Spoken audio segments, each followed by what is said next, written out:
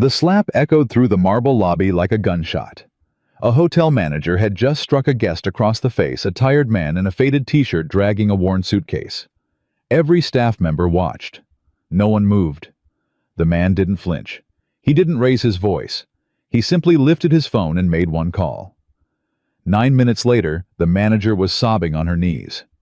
The entire front desk staff was terminated. Security escorted them out like criminals. But here's what nobody expected: this nobody, in the cheap clothes he owned the entire resort. Comment the city you're watching from, so I can see how far this story travels. Marcus Webb pulled his car into the parking lot of Golden Shores Resort at exactly 1:47 in the afternoon. He sat there for a moment, engine still running, hands resting on the steering wheel. 3 hours of driving. 3 hours of nothing but highway and his own thoughts. His back ached. His eyes burned. He hadn't slept well in weeks, not since the divorce papers were finalized, not since he'd started splitting weekends with his son. But this trip wasn't about any of that. This was supposed to be 3 days of silence before Danny arrived on Saturday. 3 days to breathe. 3 days to remember what peace felt like. He killed the engine and stepped out. The ocean breeze hit him immediately, salt and warmth, and something that almost felt like freedom. He closed his eyes for just a second, letting it wash over him. Then he grabbed his suitcase from the trunk and walked toward the entrance. The automatic doors slid open and cool air rushed out to meet him. Marcus stepped inside and stopped. The lobby was enormous. Chandeliers hung from the ceiling like frozen waterfalls. The floors were marble polished to a mirror shine. Everything gleamed. Everything whispered money. He'd seen the photos online, of course. He'd studied the floor plans, reviewed the quarterly reports, approved the renovation budgets. But standing here now in person, it felt different. It felt like someone else's world. A security guard stood near the entrance, arms crossed, eyes fixed on his phone. Marcus nodded as he passed. "Afternoon," Marcus said. The guard glanced up. His eyes traveled down Marcus's body, the plain white t-shirt, the worn jeans, the sneakers with scuffed toes. Then he looked back at his phone. No response. No acknowledgement. Nothing. Marcus kept walking. A bellman stood a few feet away, leaning against a luggage cart, scrolling through something on his screen. Marcus made eye contact. He half expected the man to step forward, offer assistance, do the job he was hired to do. The bellman looked at Marcus's suitcase, the scratch along the side, the fraying handle, the missing wheel cover. Then he looked away. Marcus felt something flicker in his chest. Not anger. Not yet. Just awareness. He tightened his grip on the handle and pulled the suitcase toward the front desk himself. The receptionist was a young man in his late 20s navy suit, slicked back hair, the kind of face that had probably never been told no. He was typing on his computer when Marcus approached. Marcus set his suitcase down and waited. The receptionist kept typing. Marcus cleared his throat. The receptionist glanced up for half a second, then returned to his screen. Marcus waited another moment. Then he spoke. "Hi, I have a reservation under Webb. Marcus Webb. I'd like to check in." The receptionist looked up again. This time his eyes did the same thing the security guards had done, the same thing the bellmans had done. They traveled down Marcus's body, cataloging every detail, making silent judgments. Plain clothes. Tired face. Cheap suitcase. The receptionist's fingers moved slowly across the keyboard, like the task required enormous effort. Click. Click. Click. Finally he spoke. "Check-in time is 3 o'clock, sir. You'll need to wait approximately 2 hours." Marcus blinked. "I understand," he said, keeping his voice calm. "But I drove 3 hours to get here. I'm exhausted. Is there any chance I could get into the room a little early?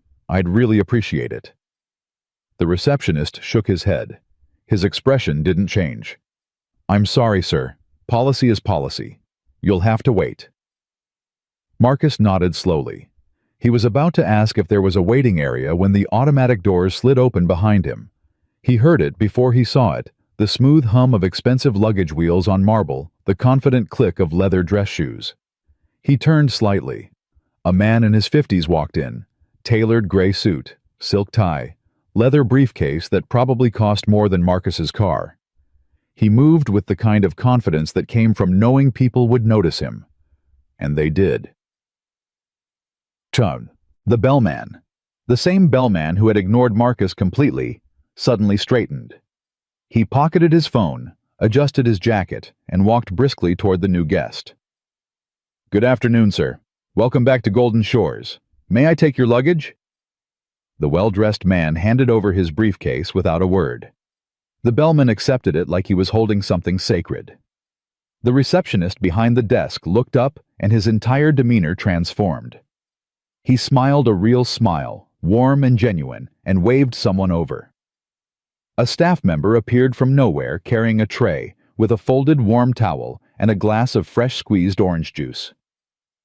"Please, Mr. Hartley, have a seat," the receptionist said, gesturing toward a plush sofa near the window. "We'll have you checked in right away." Marcus stood there. He watched the bellman carry the briefcase with both hands. He watched the receptionist type with sudden enthusiasm. He watched the staff swarm around Mr. Hartley like he was royalty, and he felt something tighten in his chest. Not anger, not yet, just a quiet, heavy disappointment. He turned back to the receptionist.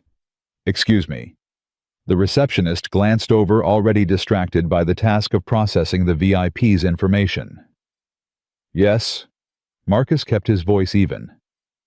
"That gentleman just walked in the same time I did. You're checking him in right now. But you told me I have to wait 2 hours." He paused. "Can you explain that?" The receptionist's fingers stopped moving. He looked uncomfortable, the kind of discomfort that came from being caught in something he hoped no one would notice.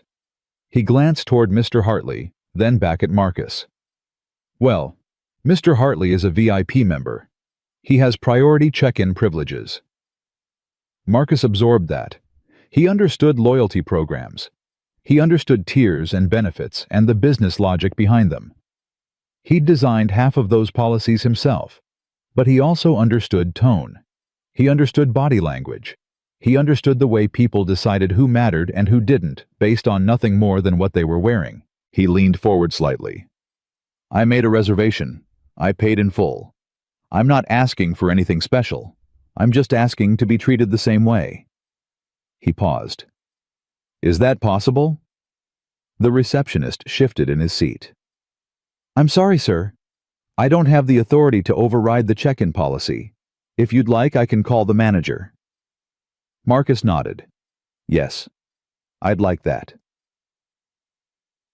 The receptionist picked up the phone, pressed a few buttons, spoke quietly. He hung up and gestured vaguely toward the side of the lobby. "Someone will be with you shortly." Marcus stepped back from the desk and waited. He didn't sit. He didn't pull out his phone.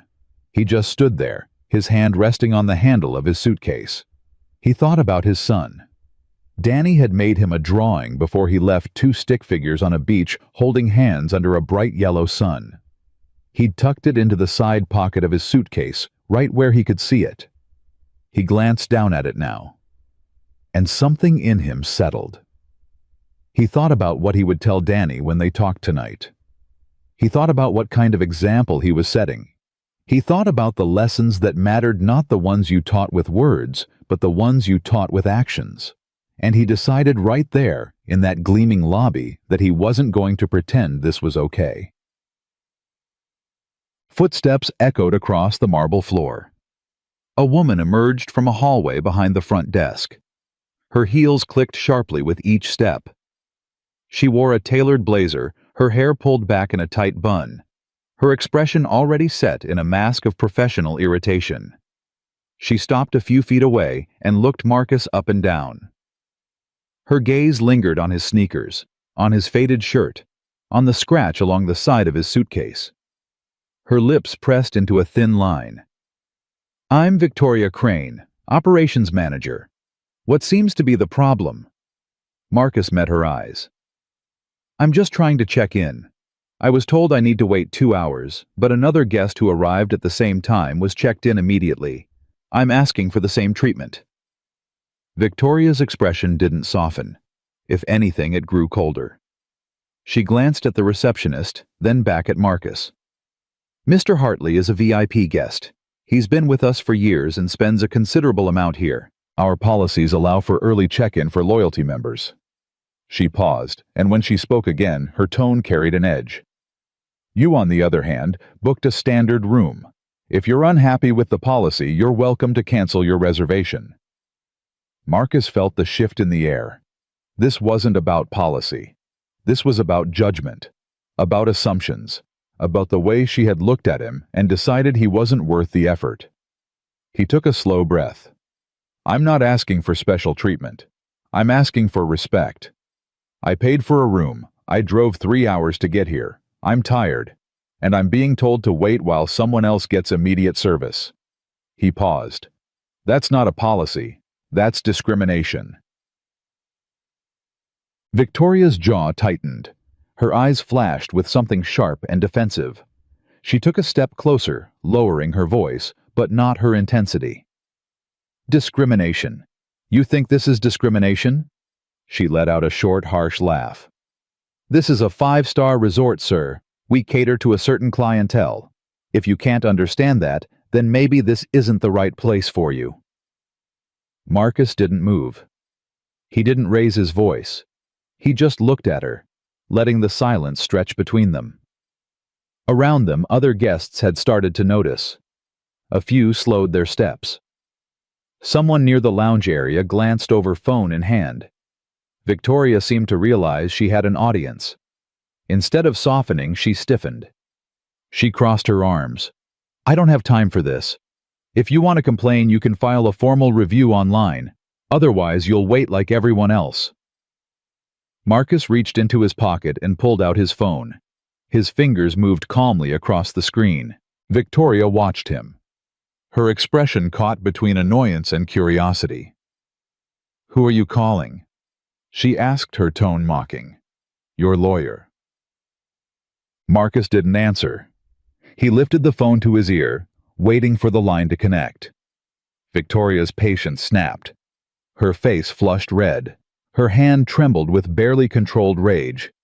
You know what? I've had enough of people like you. Coming in here demanding things you haven't earned, acting like the world owes you something. Victoria. Marcus's voice was quiet, calm, final. You should stop talking now. Something in his tone made her pause, but only for a second. Don't you dare tell me what to do. I've been running this resort for 8 years. 8 years.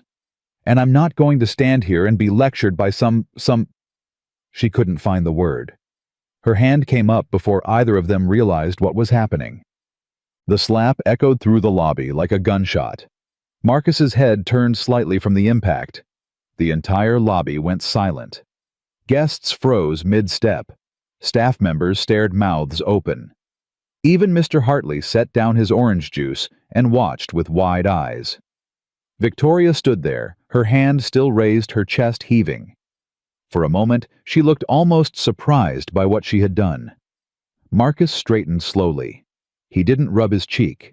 He didn't flinch. He didn't show any emotion at all. His expression was cold, unreadable. The line clicked.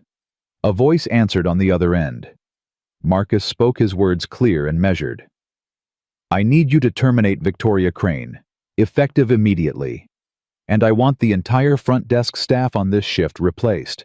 I'll explain when I get upstairs. Victoria stared at him. Her face was frozen in disbelief. Then she laughed. It was a short, sharp sound full of derision. Who do you think you are? You can't just... Her phone rang. The sound cut through her words like a blade. She pulled it from her pocket and glanced at the screen. Her face went pale. The name on the display read, Executive Office. She answered, her hand trembling. Hello? Marcus watched as her expression crumbled. Her eyes widened. Her mouth opened, then closed. She looked at him, then at the phone, then back at him.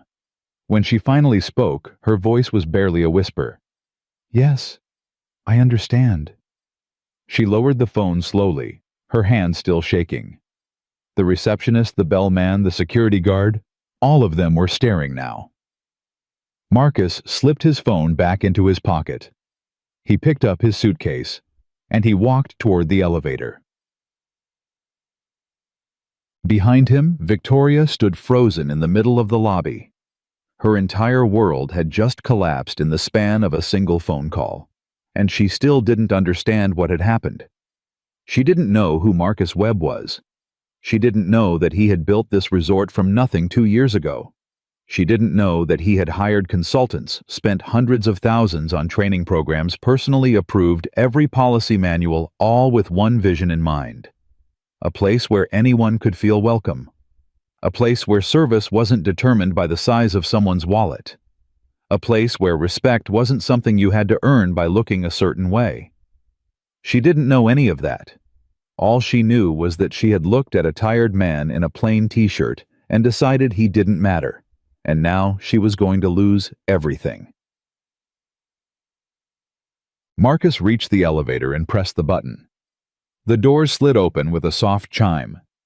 He stepped inside, pulling his suitcase behind him. Just before the doors closed, he glanced back at the lobby one last time. He saw Victoria still standing there, her face white as paper. He saw the receptionist frozen behind his desk. He saw the bellman trying to disappear into the wall. He saw the security guard who had finally put down his phone. And he thought about his son. He thought about the drawing tucked in his suitcase. He thought about the lesson he was trying to teach, not with words, but with actions. Respect wasn't something you earned by wearing expensive clothes. It was something you gave to everyone, no matter what they looked like. The doors closed. The elevator began its ascent, and in the lobby below, Victoria Crane sank to her knees on the cold marble floor. She had been with Golden Shores for 8 years. 8 years of late nights. 8 years of difficult guests. 8 years of keeping this place running while upper management sat in boardrooms far away from the chaos. And now, in the span of 9 minutes, it was over. She looked around the lobby at the staff who wouldn't meet her eyes, at the guests who were already pulling out their phones to record at the gleaming chandeliers that suddenly felt like they were mocking her. She had made judgments like this 1,000 times before. She had looked at single mothers in sweatpants and made them wait. She had looked at college students on tight budgets and brushed them aside. She had looked at elderly couples in simple clothes and decided they didn't deserve attention. And she had justified it every time. Business is business. VIPs keep the lights on. This is how the world works. But standing here now, kneeling here now, she realized how hollow those words sounded. She had made a choice. 1,000 small choices, really, that had all led to this moment. And now she had to live with the consequences. She didn't know it yet, but this was only the beginning. The man in the elevator, the man she had slapped across the face, was about to change everything. Not just for her, not just for the staff, but for everyone who had ever walked through those doors and been made to feel invisible. Marcus Webb had come to Golden Shores looking for peace. Instead, he had found something else entirely. A broken system, a culture of contempt, and a lesson that needed to be taught. The elevator reached the top floor. Marcus stepped out and walked down the hallway toward his suite. He slid the keycard into the lock and pushed open the door. The room was beautiful floor-to-ceiling windows, a king-sized bed, a view of the ocean that stretched to the horizon. But he barely noticed. He set his suitcase on the luggage rack and walked to the window. The waves rolled in below, steady and constant. He stood there for a long moment watching them. His cheek still stung from the slap. But that wasn't what bothered him. What bothered him was everything that had led up to it. The guard who wouldn't look at him. The bellman who walked away. The receptionist who made him wait. The manager who decided he wasn't worth respect. All because of what he was wearing. All because of what he looked like. He had built this place with a vision. And somewhere along the way, that vision had been lost. His phone buzzed. A text from Danny. "Dad, look what I made." Attached was a photo, a lopsided sandcastle half finished with a tiny American flag stuck in the top. Marcus smiled. A real smile. The first one all day. He typed back, "Looks amazing, buddy. We'll build an even bigger one together." He set the phone down and looked out at the ocean again. Saturday felt very far away. But it was coming, and when it did, he would be ready. He would be the father Danny deserved. The kind of father who stood up for what was right. The kind of father who didn't look away. The kind of father who taught lessons not with words, but with actions. There was a knock at the door. Marcus turned. He already knew who it was, the regional director, the damage control, the beginning of the real work. He walked to the door and opened it.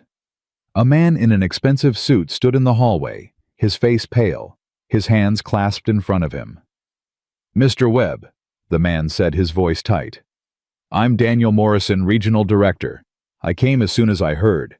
I need to express how deeply sorry we are for what happened downstairs." Marcus stepped aside. "Come in, Daniel. We have a lot to discuss." Daniel Morrison walked into the suite like a man approaching his own execution. His steps were careful, measured, as if the floor might give way beneath him at any moment. He kept his hands clasped in front of his body, his shoulders rigid, his jaw tight. Everything about him screamed controlled panic. Marcus closed the door and gestured toward the sitting area near the window. "Have a seat." Daniel hesitated. "Sir, I'd prefer to stand if that's—" "Sit down, Daniel." It wasn't a request. Daniel sat. Marcus walked to the window and stood there for a moment, his back to the regional director, watching the waves roll in below. The sun was beginning its descent toward the horizon, painting the sky in shades of orange and gold. He didn't turn around when he spoke. "How long have you been with the company?" Daniel's voice was tight.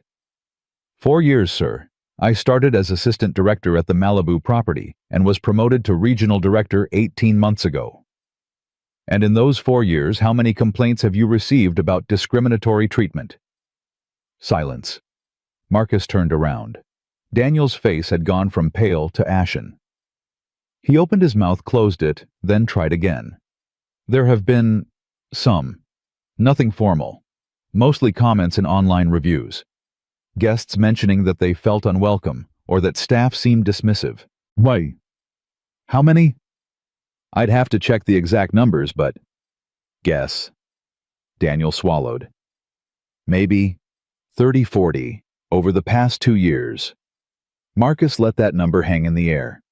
30 or 40 people had walked into his resort and been made to feel like they didn't belong.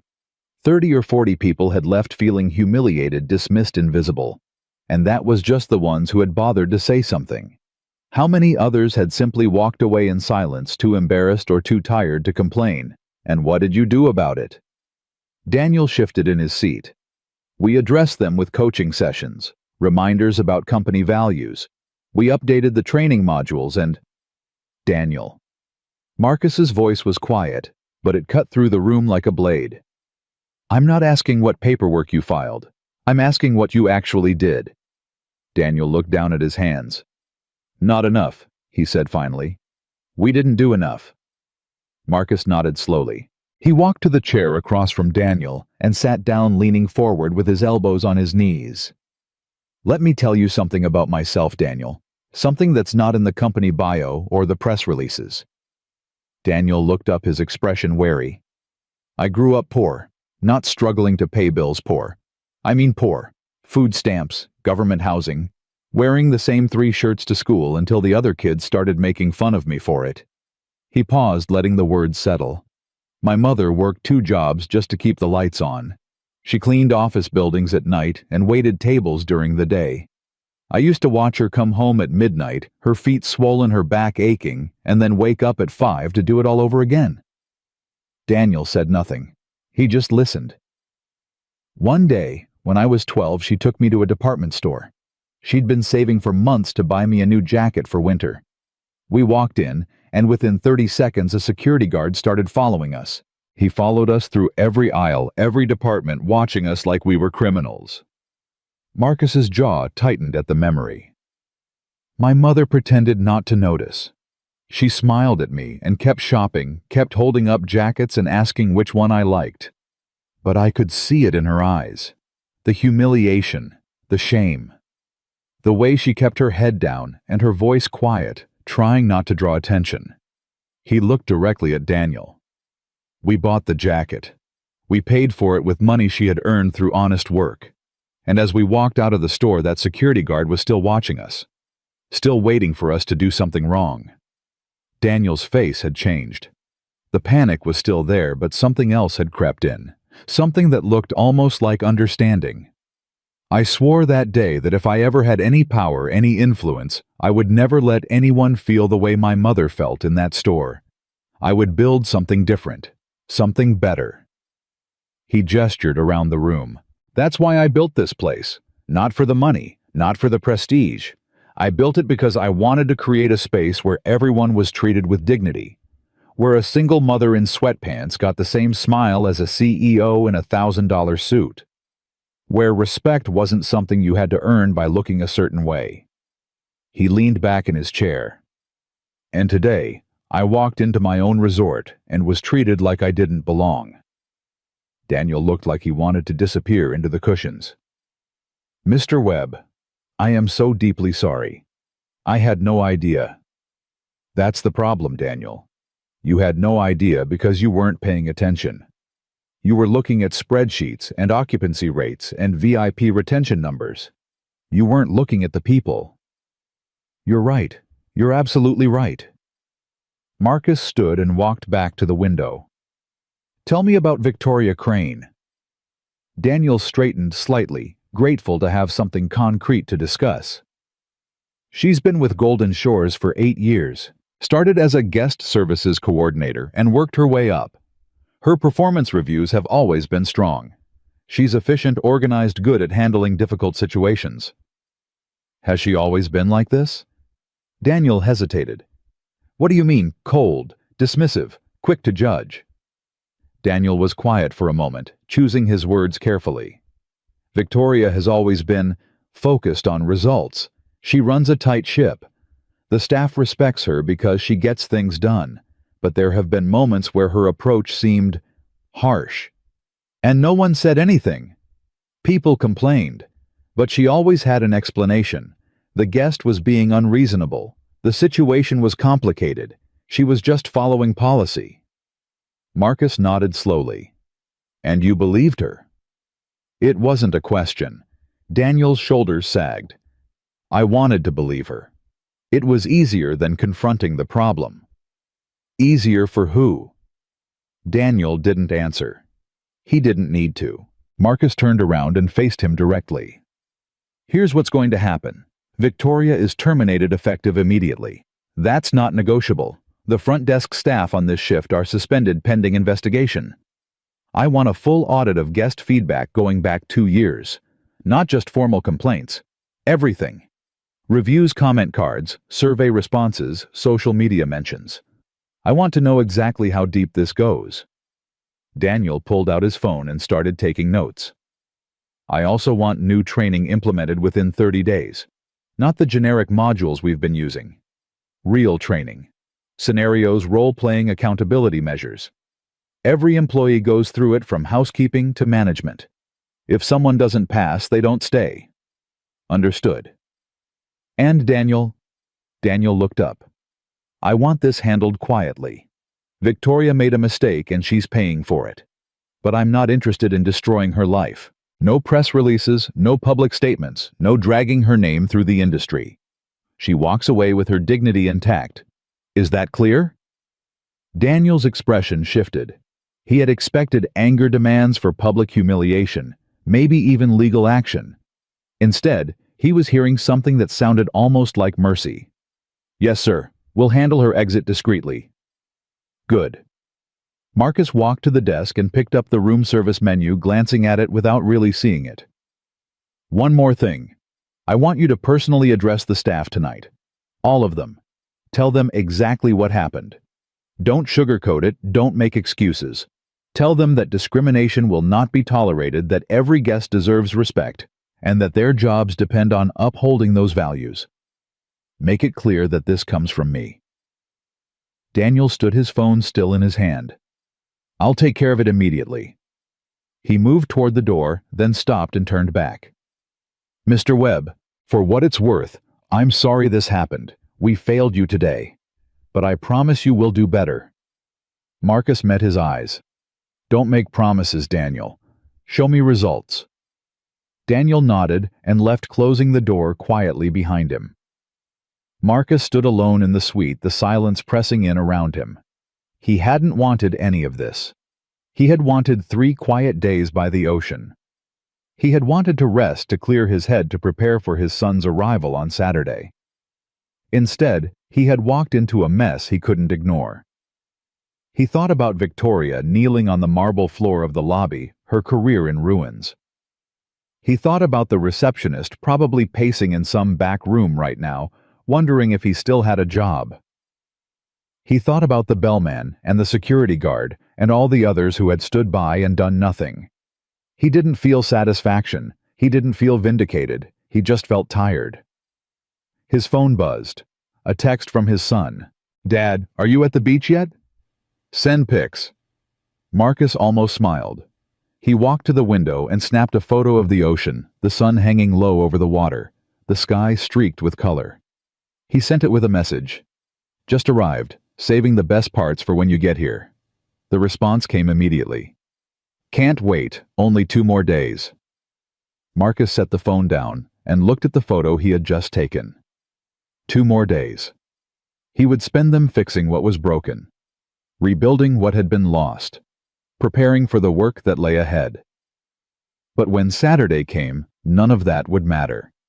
When Saturday came, he would just be a father, building sandcastles with his son, teaching him the lessons that mattered, the lessons you didn't teach with words, the ones you taught with actions. The conference room on the ground floor was cold and sterile. Victoria Crane sat at the far end of the long table, her hands folded in her lap, her eyes fixed on a spot on the wall. She had stopped crying 20 minutes ago, but her face still bore the evidence: smeared mascara, red-rimmed eyes, skin blotchy and pale. The regional director sat at the head of the table, flanked by 2 members of the HR team who had been called in from the main office. Their expressions were professionally neutral, the kind of blank faces that came with delivering bad news for a living. The receptionist Tyler sat 2 chairs down from Victoria. He hadn't looked at her since they'd entered the room. His leg bounced nervously under the table, a rhythmic tremor he couldn't seem to control. The bellman, Marcus, a cruel irony of names, sat across from Tyler, his arms crossed over his chest. He had the look of a man who was already calculating his next move, already planning how to spin this on his resume. The security guard, Jerome, sat at the very end, as far from Victoria as he could get. His phone was in his pocket, for once, his hands flat on the table in front of him. Daniel cleared his throat. "I'm going to be direct with you," he said. "What happened in the lobby today was unacceptable. It was a failure at every level, and there will be consequences." Victoria's hands tightened in her lap. "Victoria Crane, your employment is terminated effective immediately. You will be escorted from the property within the hour. Your final paycheck and any accrued benefits will be processed and mailed to your home address." Victoria's breath caught, even though she had known it was coming. "The rest of you are suspended pending a full investigation. We will be reviewing security footage and guest feedback from the past 6 months. If additional violations are found, further terminations will follow." Tyler's legs stopped bouncing. His face went white. "Wait," he said, his voice cracking. "I was just following policy. Victoria told me..." "Policy." Daniel's voice was sharp. "You looked at a paying guest and decided he didn't deserve your attention. You made him wait while you checked in someone else. That's not policy. That's judgment." "But Mr. Hartley is a VIP. He's been coming here for years. Victoria always said..." "I don't care what Victoria said. I care what you did, and what you did was discriminate against a guest based on his appearance."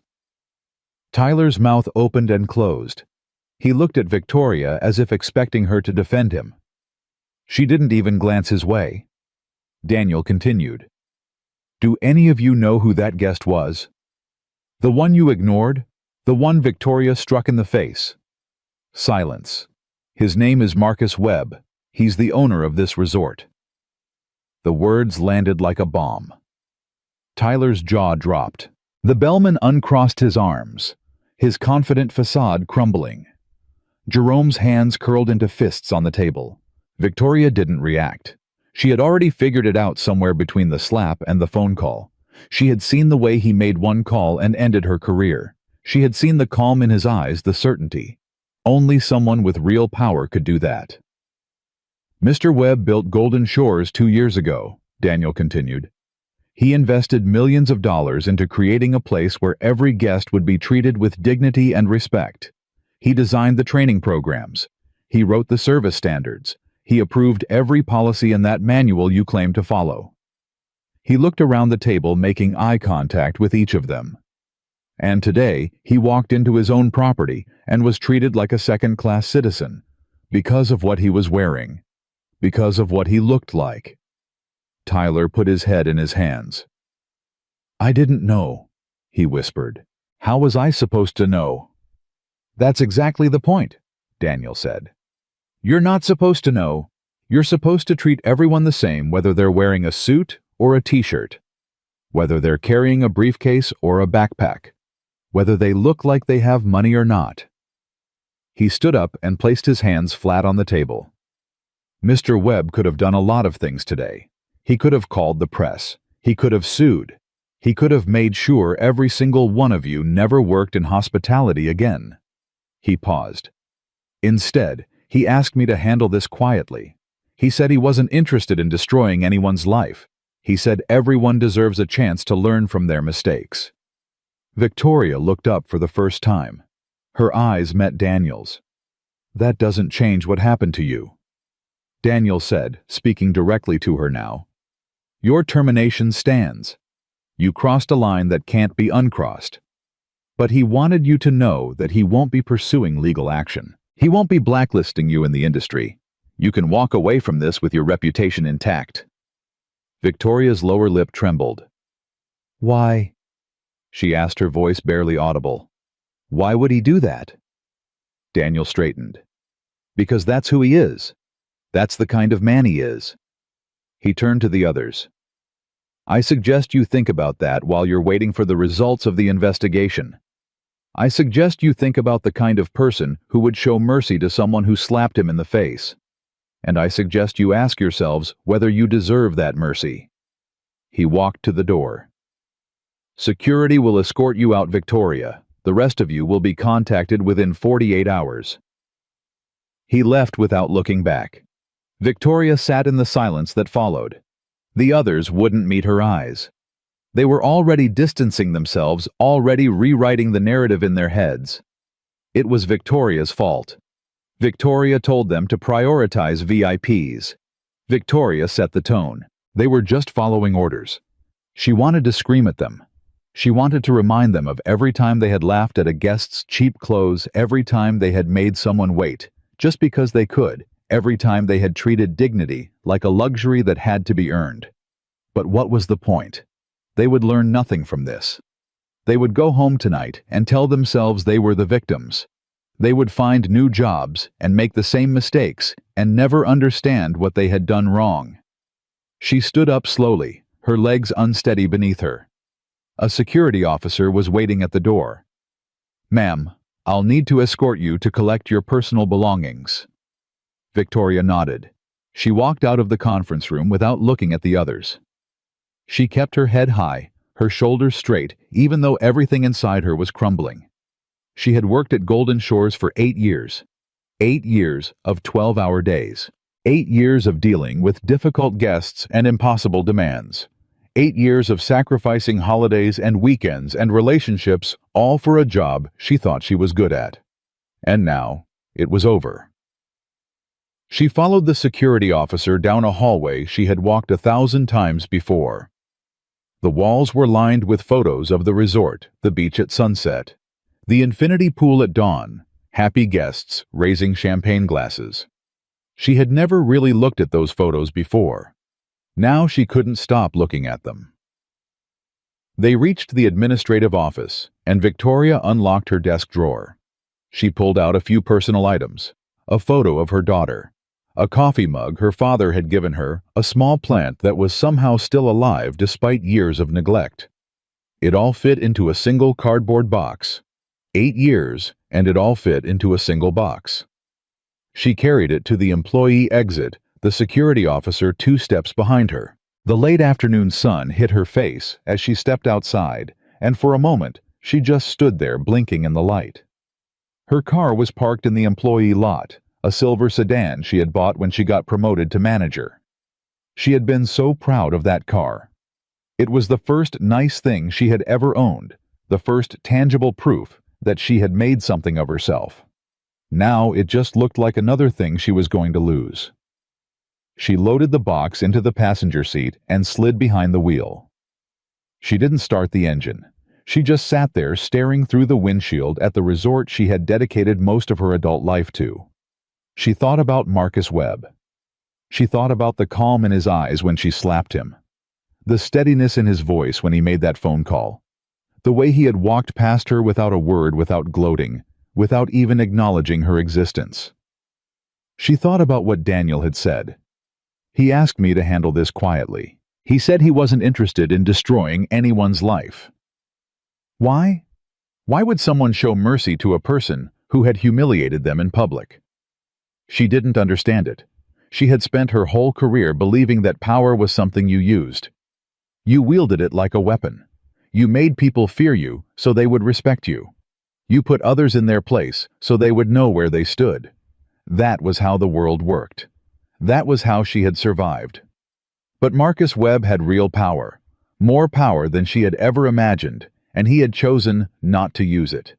He had chosen mercy. She didn't know what to do with that. The tears came again, but they were different this time. Not tears of self-pity or frustration. Something deeper, something she couldn't name. She started the car and pulled out of the parking lot. She didn't look back. Upstairs, Marcus stood at the window of his suite, watching the sun sink toward the ocean. His phone buzzed again. This time, it was a calendar reminder. Danny arrived Saturday 10 a.m. 2 more days. He thought about the conversation he would have with his son. Danny was old enough to ask questions now, old enough to notice when something was wrong. He would want to know what happened, why Dad seemed tired, why the staff at the hotel was acting strange. What would Marcus tell him? The truth, probably. Some version of it. That sometimes people make mistakes. That sometimes those mistakes hurt others. That when you have the power to fix something, you have the responsibility to try. And that forgiveness wasn't weakness, it was strength. His phone buzzed once more. A text from Daniel. Staff meeting completed. Message delivered. Training audit begins tomorrow. I'll have a preliminary report by end of week. Marcus typed back, "Good. Keep me updated." He set the phone down and walked to the bathroom.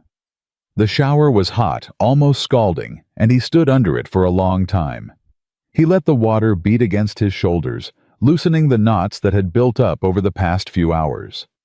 He let the steam fill his lungs, clearing away the tension. When he finally stepped out, he felt almost human again.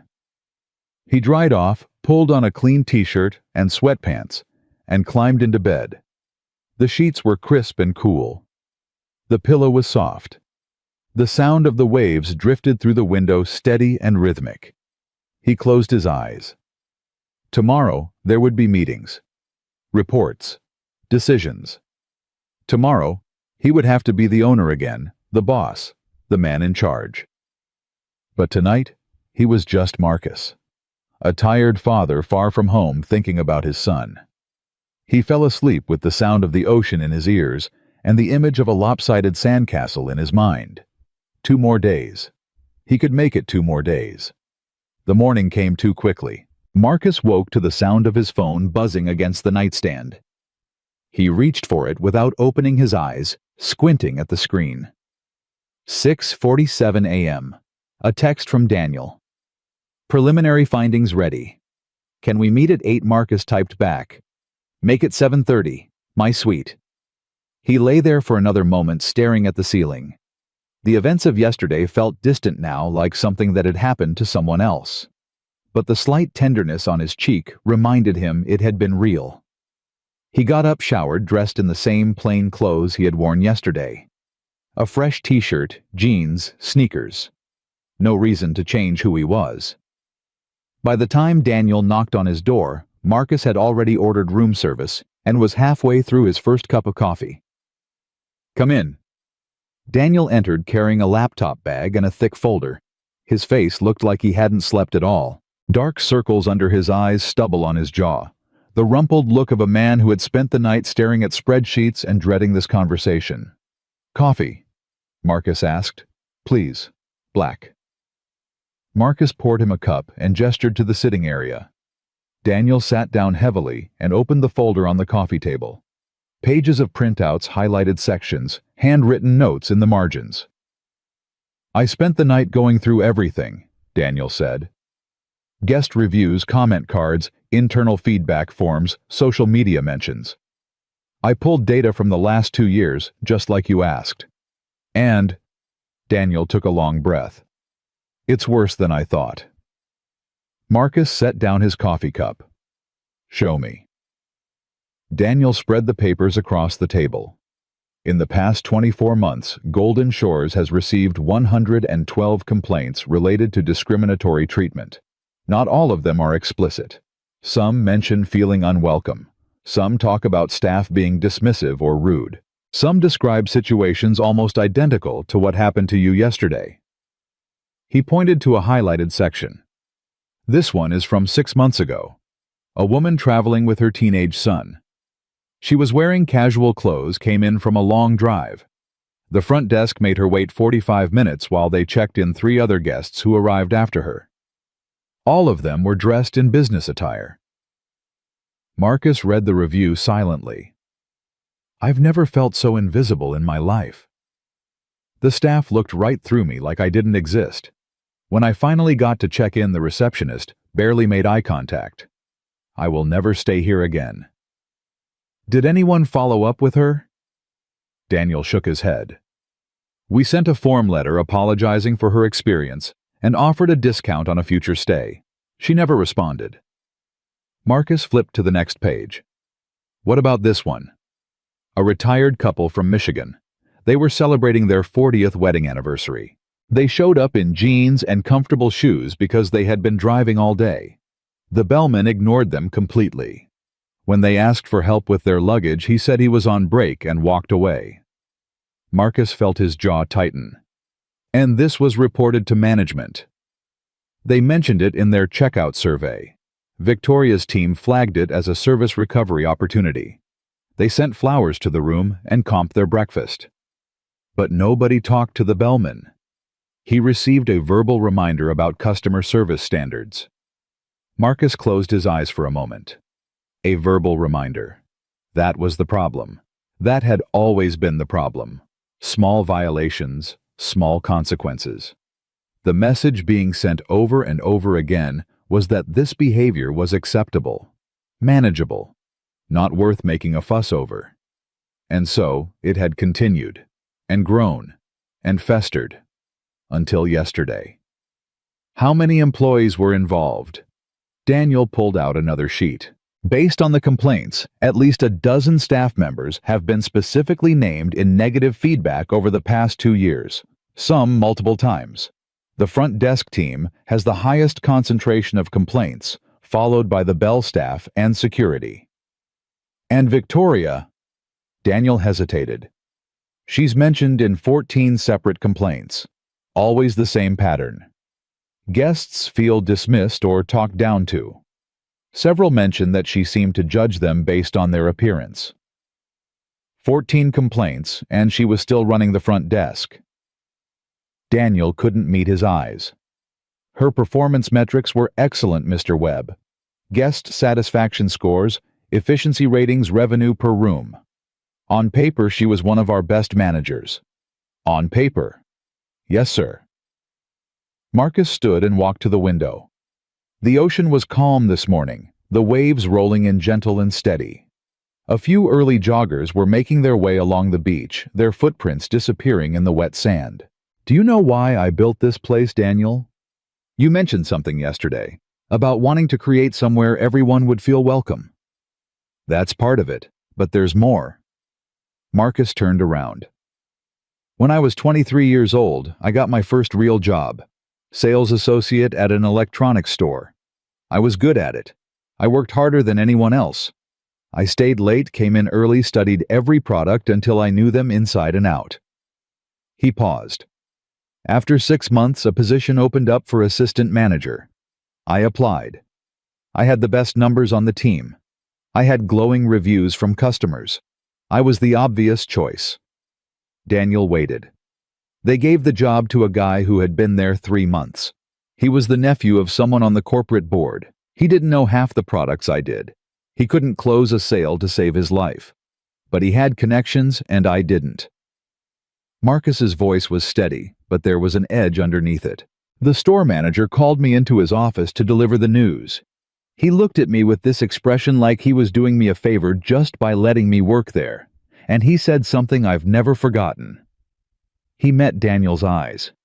He said, "Marcus, you're a hard worker, but you need to understand how the world really works. Some people are just meant to be in certain positions. It's nothing personal."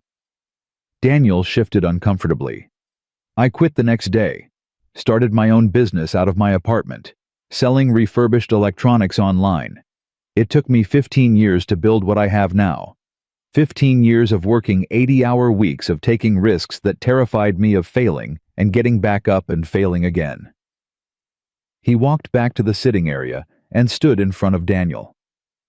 And every single day of those 15 years, I remembered what that manager said to me. I remembered the look on his face. And I promised myself that if I ever had the power to change things, I would. He sat down. This resort was supposed to be proof that it could be different, that you could run a successful business and still treat people with dignity, that excellence and compassion weren't mutually exclusive. He gestured at the papers spread across the table. And instead, I built something that makes people feel the same way I felt in that office 20 years ago. Daniel's face was pained. "Mr. Webb, this isn't your fault. You built something incredible here. The problem is in the execution and the culture that developed without proper oversight. We can fix this." "Can we?" The question hung in the air. "I want to believe that," Marcus said. "I want to believe that people can change, that systems can be reformed, that all of this wasn't just a waste of time and money." He looked at the folder of complaints. "But right now, looking at this, I'm not sure." Daniel leaned forward. "Let me show you something." He pulled out his phone and scrolled through his messages. "After the staff meeting last night, I received 37 texts from employees. Most of them were scared, asking if they still had jobs. But some of them..." He handed the phone to Marcus. "Read these." Marcus scrolled through the messages. "Mr. Morrison. I wanted to apologize for my behavior. I know I've been dismissive to certain guests, and I never thought about how that might make them feel. I want to do better. I've been at Golden Shores for 3 years. I always told myself I was just following the culture, doing what everyone else did. But that's not an excuse. I should have spoken up. I should have been better. I don't know if I'll still have a job after the investigation, but I wanted you to know that what happened today changed something in me. I didn't realize how far we'd drifted from what this place was supposed to be. I'm sorry." Marcus read through a dozen more, his expression unreadable. "These are real?" he asked finally. "Every one of them. And these are just the people who reached out last night. I imagine there are more who are still processing what happened." Marcus handed the phone back. "That's something," he said quietly. "That's a start." Daniel nodded. I also want you to know that I've already begun implementing the changes you requested. The new training program is being developed as we speak. I've brought in an outside consultant who specializes in hospitality culture. She's going to spend the next 2 weeks interviewing staff, observing operations, and building a curriculum specifically for Golden Shores. What about the employees on suspension? I reviewed the security footage last night. Tyler, the receptionist, and Marcus, the bellman, were both clearly discriminatory in their behavior. I've made the decision to terminate their employment. And the security guard, Jerome? Daniel hesitated. His case is more complicated. He didn't actively discriminate, but he also didn't intervene when he saw what was happening. I'm recommending a final warning and mandatory retraining. Marcus considered this. Fair. But make sure he understands that silence is complicity. If he sees something wrong and doesn't speak up, he's part of the problem. I will. Marcus stood and walked to the window again. I want to do something else, he said. Something that goes beyond just fixing what's broken. Daniel waited. I want to establish a fund. Call it the Dignity Initiative or something like that. Every employee who demonstrates exceptional service to a guest who might otherwise be overlooked gets a bonus. Not for meeting metrics or hitting targets, but specifically for treating people with respect, regardless of their appearance. Daniel pulled out his phone and started taking notes. I also want a guest feedback system that's actually responsive, not form letters and discount codes. Real follow-up. If someone reports feeling unwelcome, I want a manager on the phone with them within 24 hours, apologizing personally and finding out what happened. We can implement that.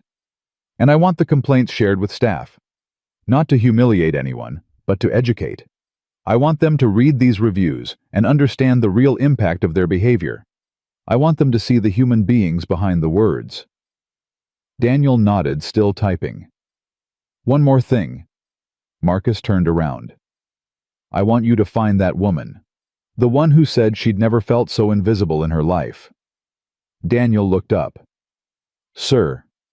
Find her. Reach out personally. Apologize. Invite her back as our guest, no charge. Show her that we heard her and that we're changing. What if she doesn't want to come back? Then at least she'll know we tried. At least she'll know that her words mattered. Daniel put his phone away. I'll find her today. Good. Marcus glanced at the clock on the wall. It was almost 9. I need some time alone, he said. I'm going to take a walk on the beach, clear my head. Daniel gathered his papers and stood. Of course, I'll keep you updated on our progress. He walked to the door, then paused. Mr. Webb. Marcus looked up. Thank you for handling this the way you did, for giving people a chance to learn instead of just destroying them. Marcus was quiet for a moment. I didn't do it for them, Daniel. I did it because that's who I want to be. That's the kind of example I want to set for my son. Daniel nodded slowly. He's lucky to have you. He left, closing the door quietly behind him. Marcus stood alone in the suite. He thought about Danny probably eating breakfast right now at his mother's house, probably counting down the hours until Saturday, probably already packing his bucket and shovel ready for the beach. He thought about Victoria, wherever she was this morning, waking up without a job, without a purpose, without the identity she had built over 8 years. What was she feeling right now? Anger, regret, relief. He thought about his own mother, gone now for almost a decade. What would she think if she could see him? Would she be proud? Would she understand why he had done what he did?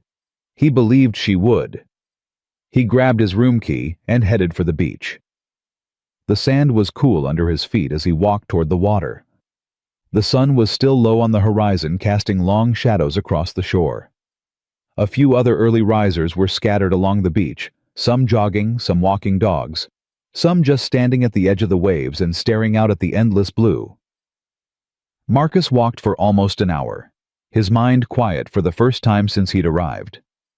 He thought about nothing and everything: the feel of the sand, the sound of the waves, the smell of salt and seaweed, the simple pleasure of moving his body, of feeling alive, of being present in this moment. By the time he turned back toward the resort, he felt something approaching peace. Not complete, not yet. There was still too much to do, too much to fix, too much to rebuild. But a beginning, a foundation. He climbed the wooden stairs from the beach to the resort's back patio. A few guests were having breakfast at the outdoor tables, and he noticed something different in the staff members serving them. They were more attentive, more present. Their smiles seemed genuine rather than practiced. Word had spread, apparently. A young woman in a server's uniform approached him. "Good morning, sir. Can I get you anything, coffee, juice? A breakfast menu?" Marcus studied her face. She looked nervous, almost scared, but she was trying. "Coffee would be great," he said. "Thank you." She nodded quickly. "Coming right up.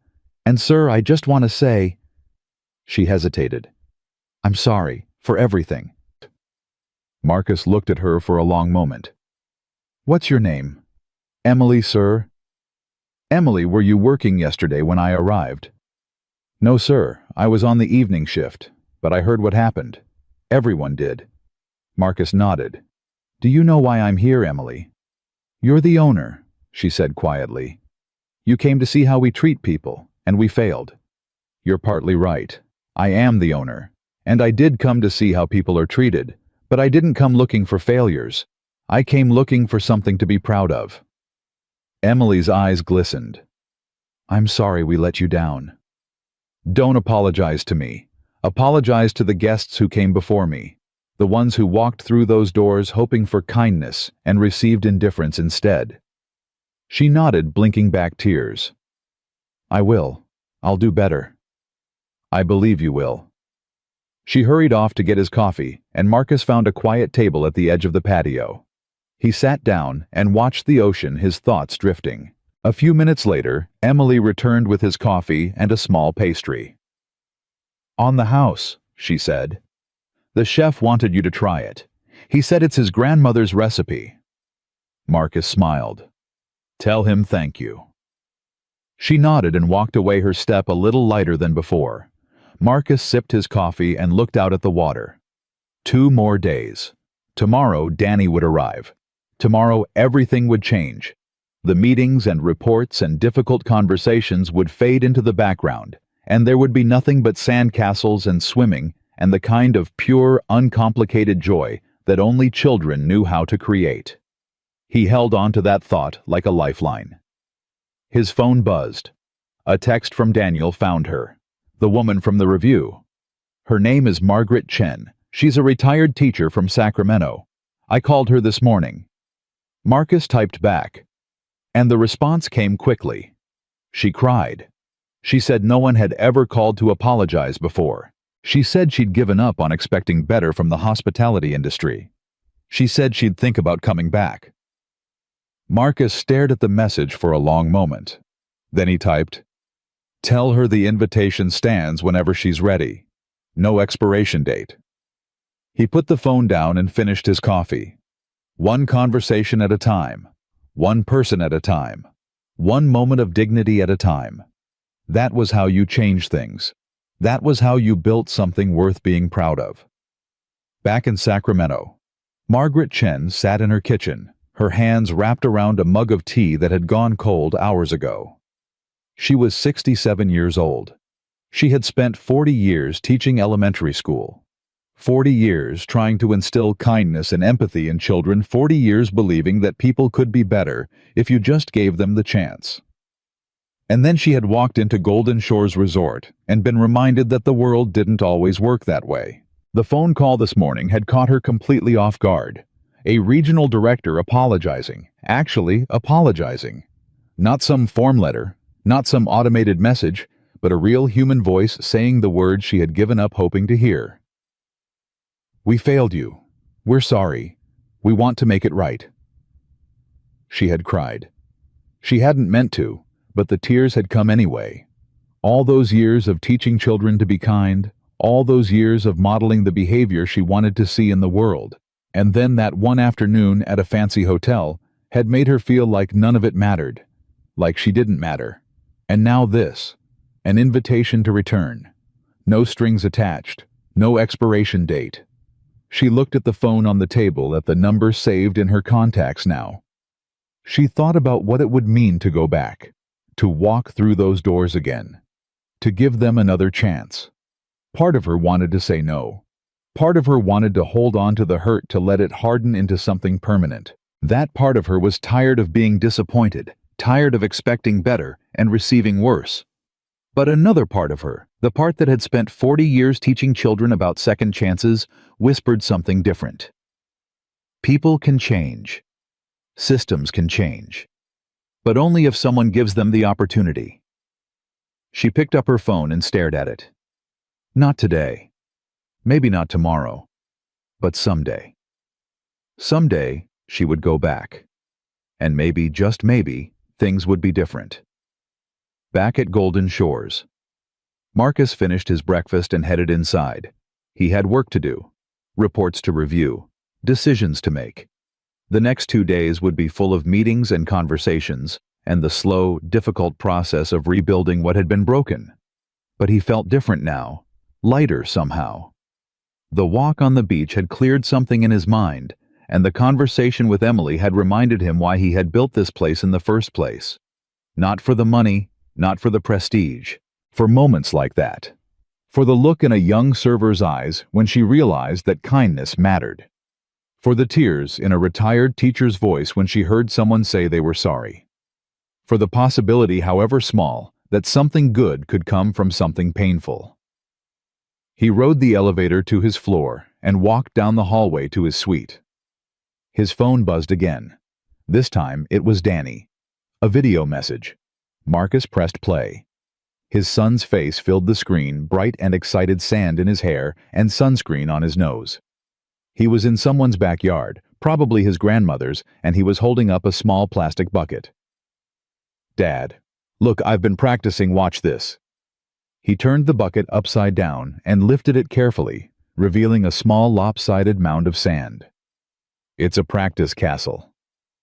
For when I come to the beach. Is it good? Do you think we can make a bigger one? His voice was so earnest, so full of hope and excitement, that Marcus felt something crack open in his chest. He pressed the voice message button and held the phone to his mouth. It's perfect, buddy. Absolutely perfect. And yes, we're going to make the biggest castle you've ever seen. I promise. He sent the message and sat down on the edge of the bed. 2 more days. He could make it 2 more days. And when Saturday came, none of this would matter. Not the complaints or the terminations or the difficult conversations. Not the audit or the training programs or the dignity initiative. All that would matter was a boy and his father building something together. Something imperfect, something temporary, something that would be washed away by the tide before the day was over. But something real, something good, and in the end, that was all anyone could ask for. Friday morning arrived with gray skies and the threat of rain. Marcus woke before his alarm, his body still adjusting to the unfamiliar bed. He lay there for a few minutes listening to the distant sound of waves and the soft patter of raindrops against the window. Tomorrow, Danny would be here. The thought filled him with something he hadn't felt in weeks. Not quite happiness, not yet, but something close. Anticipation, maybe. The knowledge that all of this, all the difficulty and disappointment, was leading somewhere good. He checked his phone. 3 messages from Daniel, all time-stamped after midnight. Training consultant arrived. Preliminary interviews begin today. 2 more staff members came forward voluntarily to report past incidents. Taking statements now. Media inquiry from local news. Handled it. No comment given. We'll brief you in the morning. Marcus sat up and rubbed his eyes. Media inquiry. That was new. He typed back, "Come to my suite at 8. We need to talk." Then he got up and started his day. Daniel arrived exactly on time, looking slightly better than he had yesterday, but still carrying the weight of sleepless nights on his face. The media inquiry. Marcus said before Daniel could even sit down. What happened? Daniel set his laptop bag on the table. Someone posted a video on social media. A guest who was in the lobby when the incident occurred. They captured the slap on camera. Marcus felt his stomach tighten. How many views? Last I checked, about 200,000. It's been shared across multiple platforms. The comments are mixed. Mixed how? Daniel hesitated. Some people are praising you, calling you a hero for standing up to discrimination. Others are criticizing you for getting someone fired over what they're calling a minor disagreement. A few have figured out who you are and are accusing you of power tripping. Marcus closed his eyes. This was exactly what he hadn't wanted. What did the news outlet ask? They wanted a comment on the video, asked if we could confirm the identity of the guest and provide details about the employee's termination. I told them we don't comment on personnel matters or private incidents involving guests. Good. Keep it that way. There's something else. Marcus opened his eyes. Victoria Crane's daughter reached out to me last night. The name landed like a stone in still water. Her daughter. Daniel nodded. Her name is Sophie. She's 19, a sophomore at UCLA. She called the resort's main line and somehow convinced someone to give her my personal number. What did she want? Daniel pulled out his phone and scrolled through his messages. She wanted to talk to whoever was responsible for firing her mother. She wanted to explain, to plead her mother's case. Marcus felt something shift in his chest. What did you tell her? I listened. For about an hour. She told me about her mother's life. Things I didn't know. He looked up at Marcus. Victoria raised Sophie alone. Her husband left when Sophie was 3. No child support, no help, no contact. Victoria worked 2 jobs for years before she got the position at Golden Shores. She put herself through night school, got her hospitality certification, clawed her way up from housekeeping to management. Marcus said nothing. Sophie said her mother never talked about the struggle. She just did what needed to be done. She worked 60-hour weeks so Sophie could go to good schools. She sacrificed everything so her daughter could have opportunities she never had. Daniel set his phone down. Sophie also said something else. She said her mother has been different the past few years. Harder, colder, like something inside her broke and never healed. Marcus walked to the window. The rain had picked up, streaking down the glass in thin gray lines. Did Sophie say anything else? She asked if there was any way her mother could get her job back. I told her the decision was final. She cried. Then she thanked me for listening and hung up. Marcus stood there for a long moment watching the rain. He thought about Victoria. Not the woman who had slapped him, not the manager who had sneered at his clothes and dismissed him as unworthy. He thought about the mother who had raised a daughter alone, the woman who had worked 2 jobs, the person who had fought and sacrificed and somehow lost herself along the way. It didn't excuse what she had done, but it explained something. Do you have Victoria's number? Daniel looked surprised. I have her contact information on file. Why? Marcus turned around. Because I want to talk to her. Daniel's expression shifted from surprise to concern. Mr. Webb, with all due respect, is that wise? She assaulted you. There are potential legal implications. If you reach out directly, I'm not going to sue her, Daniel. I'm not going to threaten her or demand anything. I just want to talk. About what? Marcus considered the question. I don't know yet. Maybe I just want to understand. Daniel was quiet for a moment. I can give you her number, but I'd strongly advise having a witness present. Someone from HR or legal. No, this needs to be private, person to person. No lawyers, no witnesses, no corporate protection. Daniel looked uncomfortable, but he pulled out his phone and sent the contact information. It's done, but please be careful. Marcus nodded. I will. Now tell me about the training consultant. How are the interviews going? They spent the next hour discussing operations. The consultant, a woman named Dr. Patricia Okonkwo, had already interviewed 15 staff members and was building a comprehensive picture of the resort's culture. Her preliminary findings confirmed what the guest reviews had suggested. There was a pervasive attitude among certain staff members that guests should be treated according to their perceived wealth and status. She called it luxury gatekeeping, Daniel said. The belief that high-end service should be reserved for high-end people. It's not always conscious. Sometimes it's just absorbed. People pick up on cues from their environment, from their colleagues, from leadership. From Victoria. Partly. But she wasn't the only one. It's a systemic issue. Dr. Okonkwo thinks it will take months to fully address, but she's optimistic. She says the staff who have been interviewed so far seem genuinely willing to change. Willing or scared? Daniel considered this. Both probably. But she says fear can be a starting point. The key is transforming that fear into genuine understanding. That's what the training is designed to do. Marcus nodded slowly. Keep me updated. I want daily reports until this is resolved.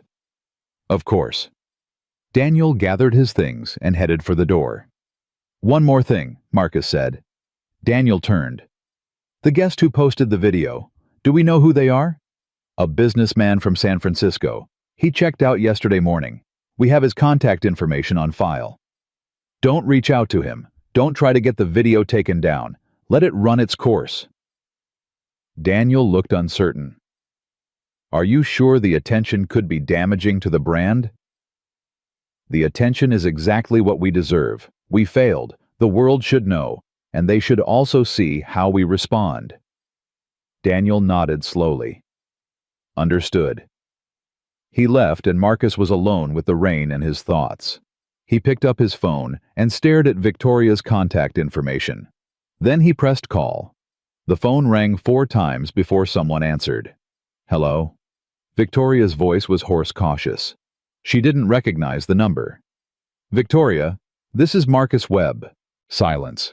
Complete, absolute silence. Marcus waited. How did you get this number? Her voice had changed. Defensive, now guarded. Daniel gave it to me. I wanted to talk to you. Talk to me? You already fired me. What else is there to say? I don't know, that's why I'm calling. Another long pause. Is this some kind of trap? Are you recording this? No trap, no recording, just a conversation. Why? Why would you want to talk to the woman who slapped you in your own hotel? Marcus thought about how to answer.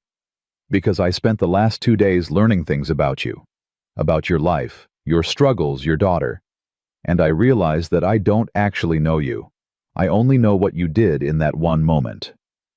Victoria's breath caught on the other end of the line. So what?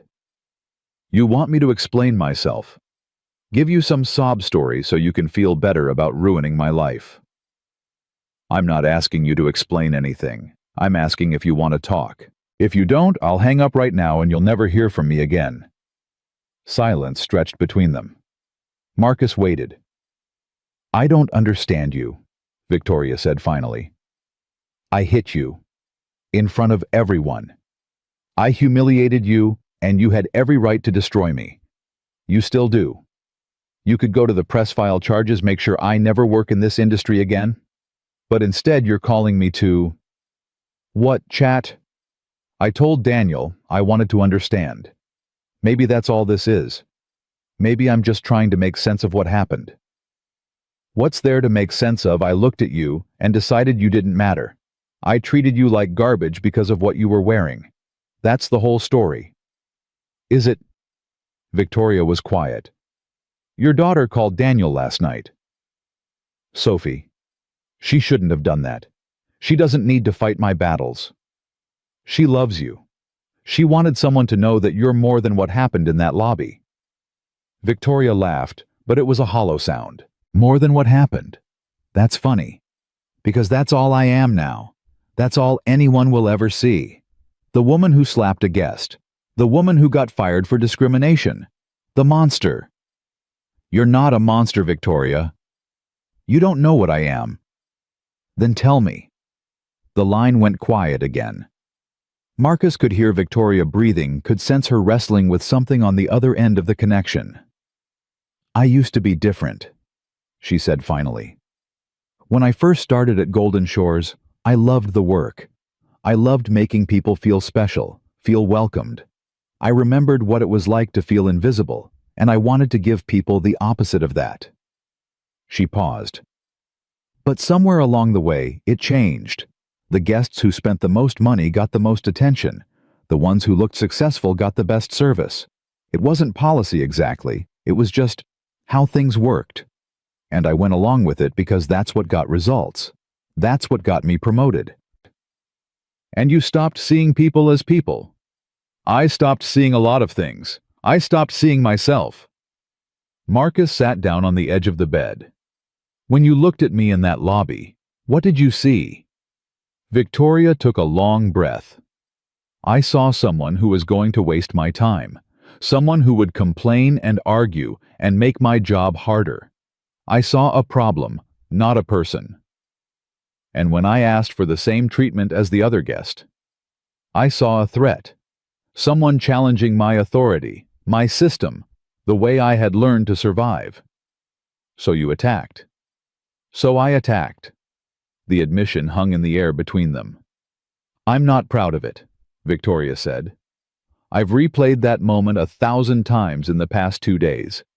Every time I want to reach back and grab my own hand, stop myself from making the worst mistake of my life. But you can't." "No, I can't." Marcus was quiet for a moment. "What are you going to do now?" Victoria laughed again, that same hollow sound. "I have no idea. I've been a hotel manager for almost a decade. It's all I know how to do. And now, with that video going around." "You've seen the video." Sophie showed me. 200,000 people watching the worst moment of my life on repeat. Reading comments calling me a monster, a racist, a power-tripping witch. Some of them are calling for me to be arrested. I'm not pressing charges. I know. Daniel told Sophie. I don't understand why. Because destroying you wouldn't fix anything. It wouldn't undo what happened. It would just add more pain to a situation that's already full of it. Victoria was crying now. Marcus could hear it in her voice, the way her words came out broken and wet. "I don't deserve your mercy." "Maybe not, but I'm giving it anyway. Not for your sake, for mine." "What do you mean?" Marcus thought about how to explain. "I have a son. He's 8 years old. He's coming to visit me tomorrow. And someday, he's going to ask me about moments like this. Moments when I had power over someone who had wronged me. He's going to want to know what I did." He paused. "I want to be able to tell him that I chose compassion. That I didn't let anger make me into something I'm not. That I treated people the way I want him to treat people." Victoria was silent. "That doesn't mean you're off the hook," Marcus continued.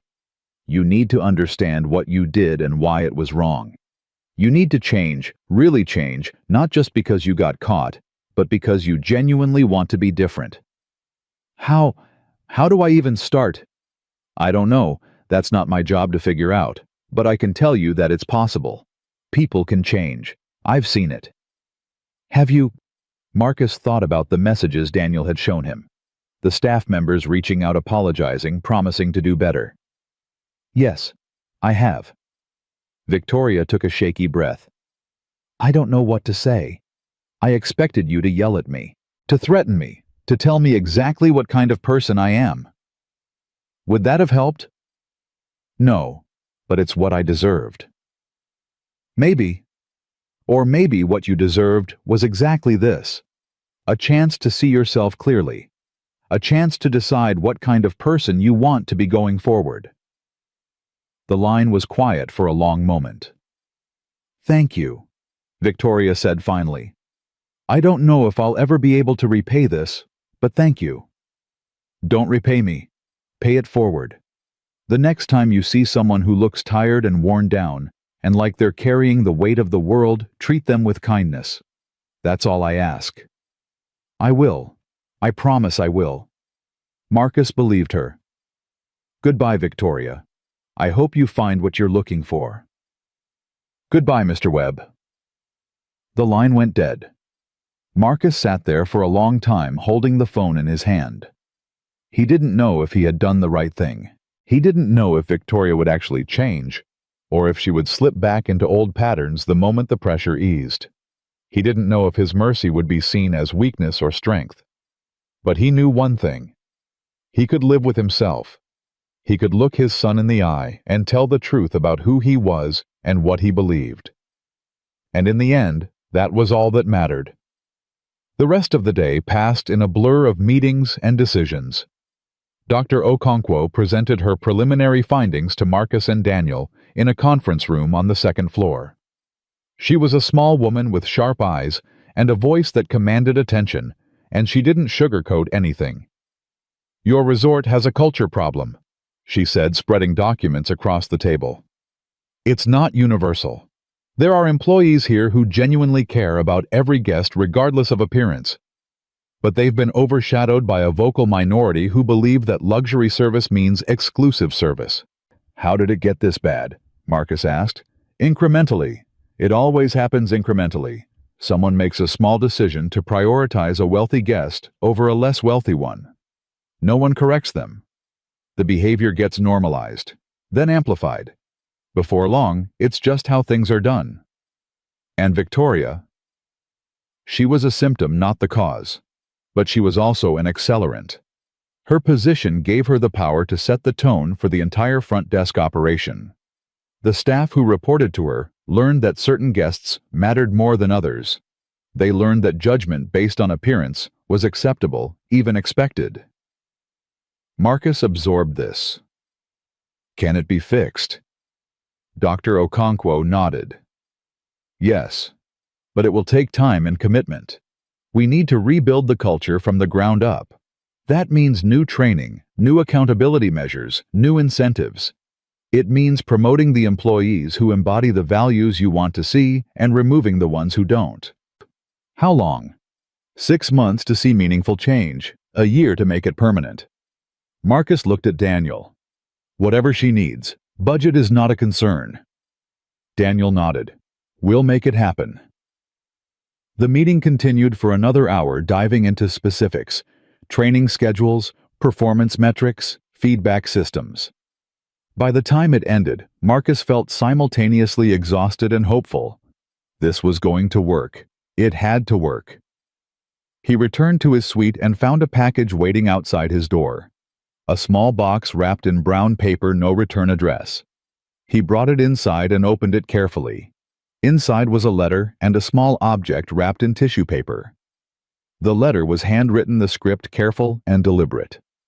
"Mr. Webb, I don't expect you to read this, but I needed to write it anyway. I've spent the past 2 days thinking about what I did and why. I've thought about my daughter and what she must think of me now. I've thought about all the guests I dismissed over the years. All the people I made feel small, because I had decided they didn't deserve my respect. I thought I was better than them. That's the truth I have to face. I thought my position gave me the right to judge, to sort people into categories, to decide who mattered and who didn't. But you showed me something different. You showed me that real power isn't about control. It's about grace. I'm enclosing something that belonged to my grandmother. It's a small compass she carried her whole life. She gave it to me when I was 16 and told me to use it whenever I felt lost. I've held on to it for years, but I haven't really looked at it in a long time. I want you to have it. Not as payment, because nothing could pay for what you gave me, but as a reminder that people can find their way back even when they've wandered very far from who they were supposed to be. I'm going to try to find my way back now. I don't know if I'll succeed, but I'm going to try. Thank you for giving me that chance. Victoria Crane. Marcus unwrapped the tissue paper and found a small brass compass, worn smooth with age. The needle still moved, still pointed north. He held it in his palm for a long moment, feeling the weight of it. Then he set it on the nightstand and looked out the window. The rain had stopped. The clouds were breaking apart, revealing patches of blue sky. Tomorrow Danny would be here.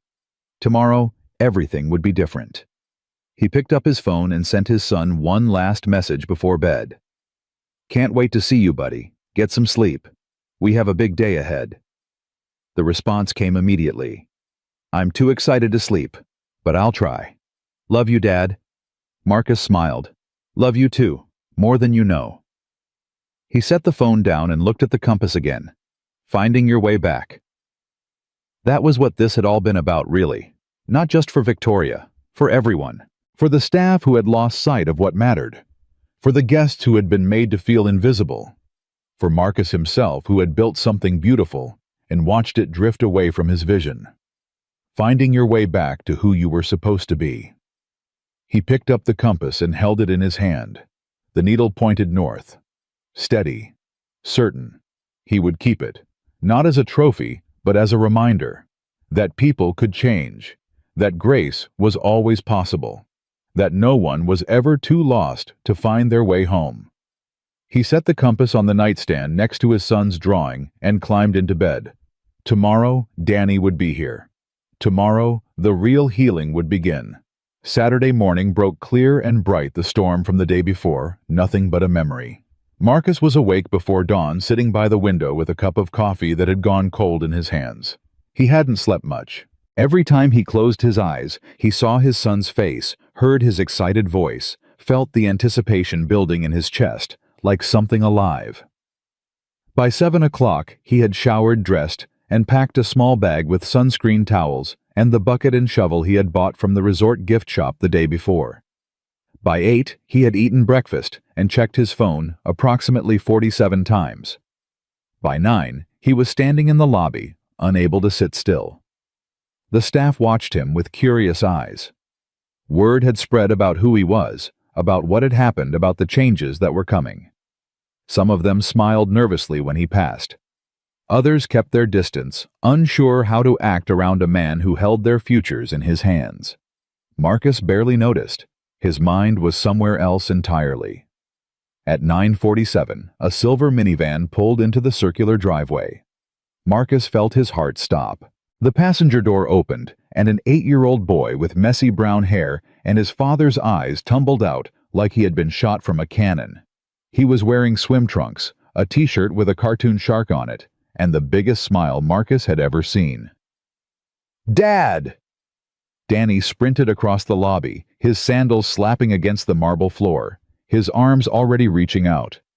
Marcus dropped to one knee just in time to catch him pulling his son into a hug so tight it almost hurt. "Hey, buddy, hey." "Dad, I missed you so much. The drive was so long, and Mom kept playing her boring music, and I tried to sleep but I couldn't because I was too excited and—" "Breathe, Danny, breathe." Danny pulled back, his face flushed with excitement.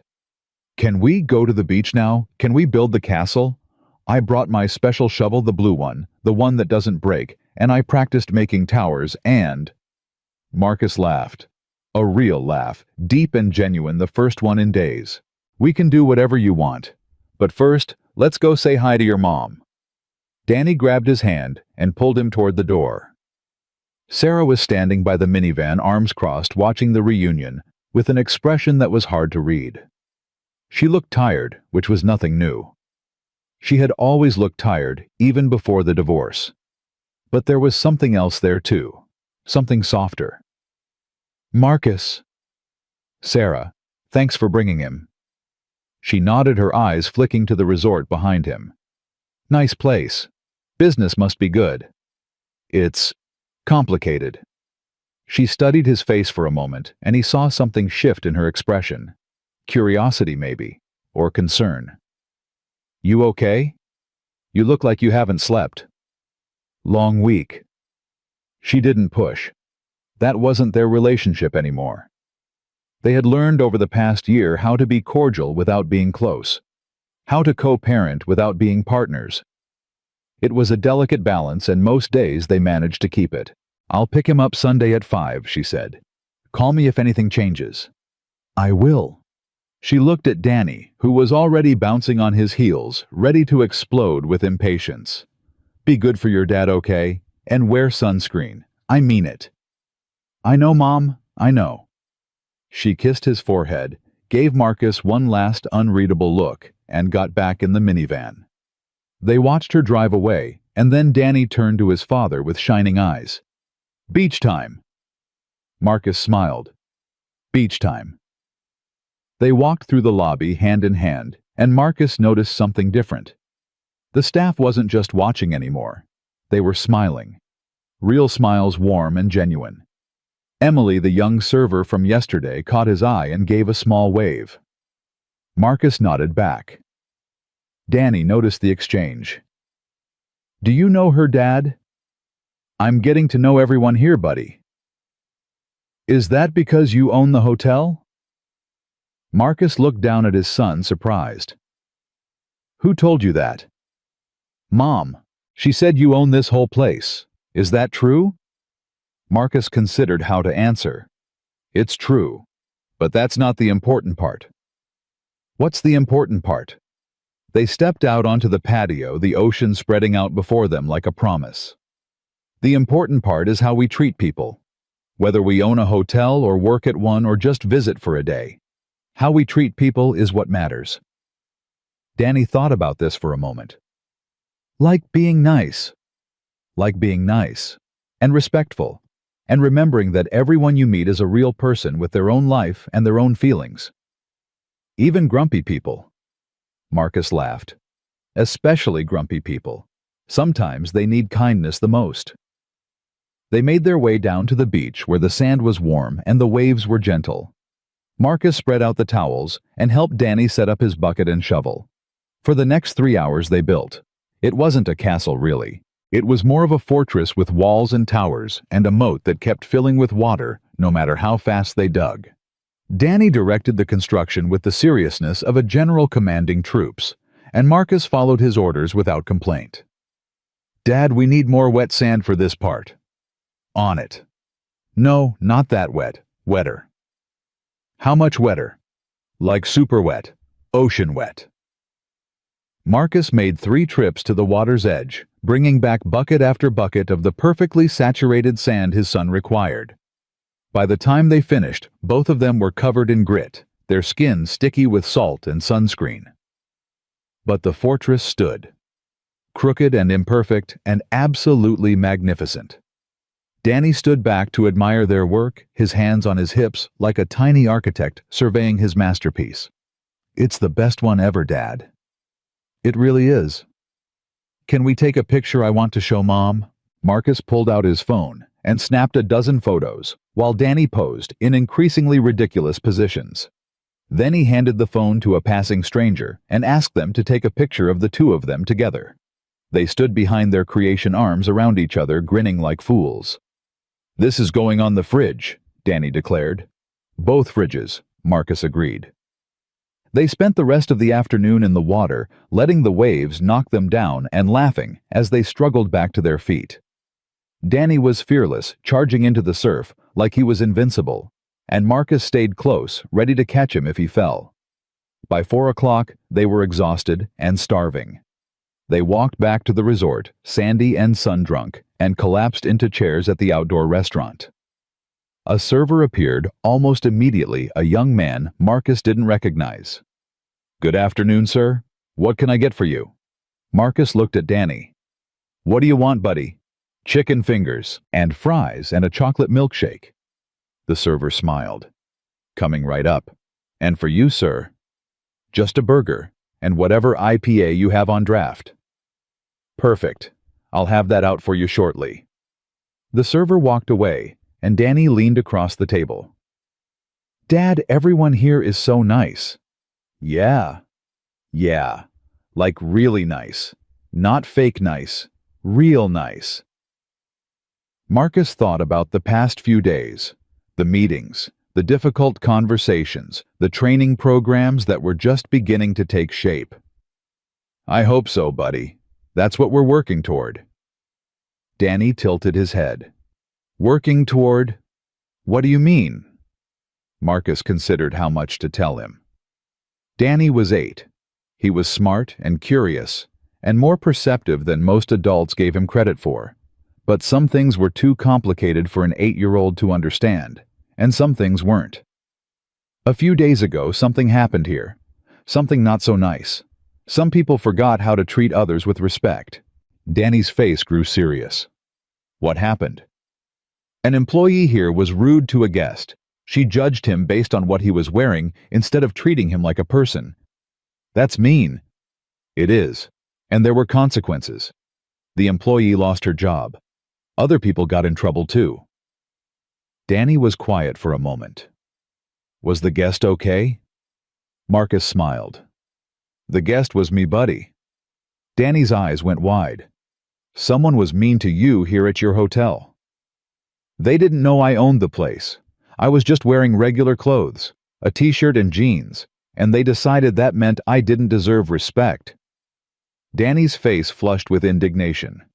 That's so unfair. You're the nicest person ever.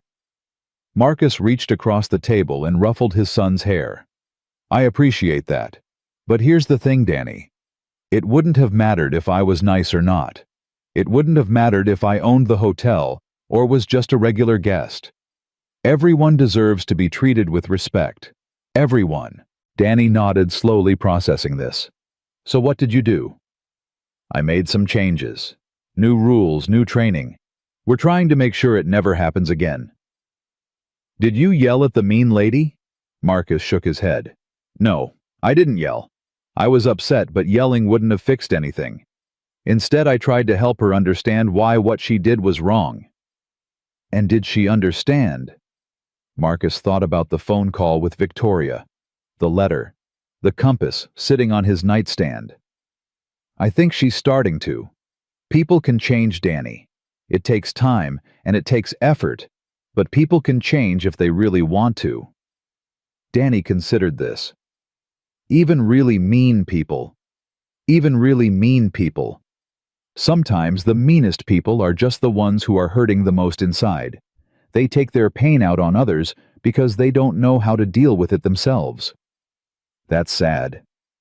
It is, but it's also an opportunity. If we can show them kindness, even when they don't deserve it, sometimes, that's what helps them change. The food arrived, and Danny attacked his chicken fingers with enthusiasm.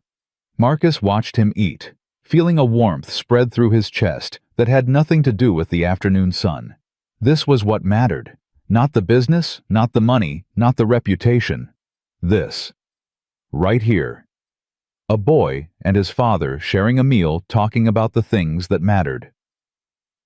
After dinner, they went back to the room and took turns showering off the sand and salt. Danny changed into his pajamas and curled up on the couch with a movie, while Marcus sat nearby, half watching, half lost in thought. His phone buzzed. A text from Daniel. Training day 1 complete. Staff response overwhelmingly positive. Dr. Okonkwo says we're off to a strong start. Marcus typed back. Good. Keep the momentum going. Another buzz. This time from an unknown number. Mr. Webb. This is Sophie Crane, Victoria's daughter. I just wanted to thank you for talking to my mom. She's different now. Something changed in her after your call. She's been crying a lot, but not sad crying. More like relief crying. I don't know how to explain it. But I wanted you to know that whatever you said to her mattered. Thank you. Marcus stared at the message for a long moment. Then he typed, Your mom is lucky to have you. Take care of each other. He put the phone down and looked at Danny, who had fallen asleep on the couch, the movie still playing on the screen. Marcus walked over and gently lifted his son, carrying him to the bed. Danny stirred, but didn't wake, just mumbled something incomprehensible and snuggled deeper into the pillow. Marcus pulled the blanket over him and stood there for a moment, watching his son sleep. 8 years old. In 10 years, Danny would be 18. An adult, technically. Ready to go out into the world and make his own choices, face his own challenges, become his own person. What would he remember from these years? What lessons would stick with him? Marcus hoped he would remember this weekend. The sandcastle, the waves, the conversations about kindness and respect. He hoped Danny would remember that his father had tried to do the right thing even when it was hard. Even when it would have been easier to look away. He walked to the window and looked out at the ocean. The moon was rising over the water, casting a silver path across the waves. The beach was empty now, but tomorrow it would be full of people again. Families on vacation, couples on honeymoons, business travelers stealing a few hours of peace. All of them deserving of respect. All of them deserving of kindness. Marcus picked up the compass from the nightstand and held it in his palm. The needle pointed north, steady, certain. He thought about his mother working 2 jobs just to keep the lights on. He thought about the security guard following them through the department store, watching them like criminals. He thought about the store manager who told him that some people were just meant to be in certain positions. He thought about Victoria kneeling on the marble floor, her world collapsing around her. He thought about the letter she had written, the compass she had sent, the promise she had made. He thought about Margaret Chen, the retired teacher who had felt invisible. He thought about the call Daniel had made, the tears she had shed, the invitation that still stood whenever she was ready. He thought about all the people who had walked through the doors of Golden Shores over the past 2 years. The ones who had been welcomed. The ones who had been dismissed. The ones who had left feeling like they mattered, and the ones who had left feeling like they didn't. He couldn't change the past. He couldn't undo the harm that had been done. But he could change the future, one decision at a time, one person at a time, one moment of grace at a time. That was how you built something worth being proud of. That was how you became someone worth being. He set the compass down and climbed into bed beside his son. Danny shifted in his sleep, reaching out instinctively for his father's warmth. Marcus wrapped an arm around him and closed his eyes. Tomorrow they would build another sandcastle. They would swim in the ocean and eat too much ice cream and laugh at nothing and everything. And on Sunday, Danny would go back to his mother's house and Marcus would go back to the work of rebuilding what had been broken. But right now in this moment, there was nothing else. Just a father and his son together. Just love, simple and profound. Just peace. The morning sun woke them both at the same time. Danny stretched and yawned, then immediately bounced up with renewed energy. Dad, can we go back to the beach? I want to see if our castle is still there." Marcus laughed. "It might have washed away overnight, buddy." "I know, but I want to see—" They dressed quickly and made their way down to the beach. The tide had come in during the night, and sure enough, the fortress they had spent hours building was gone. Nothing remained but a faint outline in the sand, already being smoothed away by the waves. Danny stood at the edge of the water, looking at where their creation had been. "It's gone," he said quietly. Marcus knelt beside him. "Yeah, it is." "That makes me a little sad." "Me too. But you know what?" Danny looked at him. "We can build another one, an even better one. And when that one washes away, we can build another. That's the thing about sandcastles, buddy. They're not meant to last forever. They're meant to be built and enjoyed and remembered." Danny thought about this. So it's okay that it's gone. It's okay, because we still have the memory of building it together. We still have the pictures. We still have the fun we had. Those things don't wash away. Danny nodded slowly. "Can we build another one now?" Marcus smiled. "Absolutely." They spent the morning on the beach building a new castle that was somehow even more elaborate than the first. Danny had learned from his mistakes, adjusting his techniques, experimenting with different sand consistencies. By lunchtime, they had created something magnificent. And this time, Danny took a video of himself explaining every feature, narrating like a tour guide, showing off a grand palace. "This is the main tower where the king lives, and this is the princess tower, which is actually taller because princesses deserve the best view. And this is the moat, which has sharks in it to keep out the bad guys. And this?" Marcus watched him with a full heart. This was the gift. Not the resort, not the money, not the power.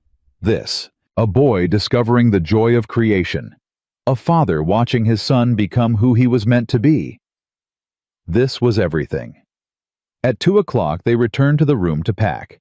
Sarah would be arriving in 3 hours, and Danny needed to gather his things. "I don't want to go," Danny said, stuffing his dirty clothes into his backpack. "I know, buddy. I don't want you to go either." "Can't I stay longer?" "Just one more night." Marcus sat down on the bed and pulled Danny onto his lap. "Your mom is expecting you, and you have school tomorrow, but I promise we'll do this again soon."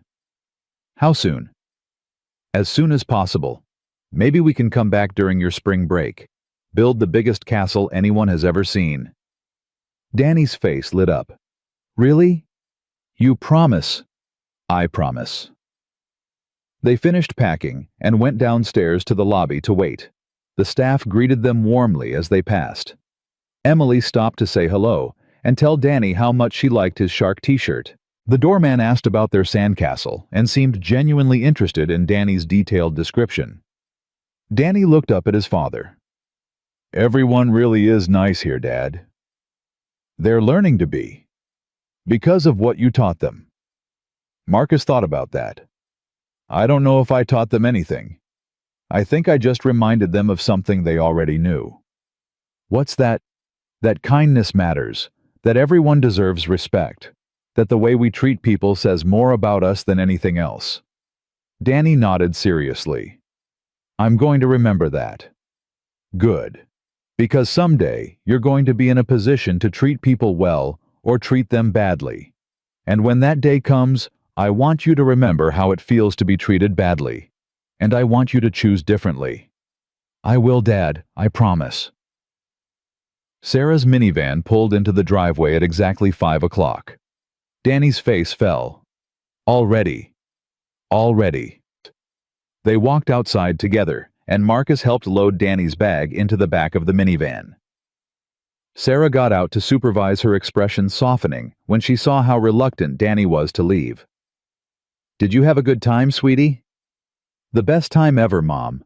We built sand castles and swam in the ocean and ate chicken fingers, and Dad told me about respect and kindness and—" Slow down, slow down.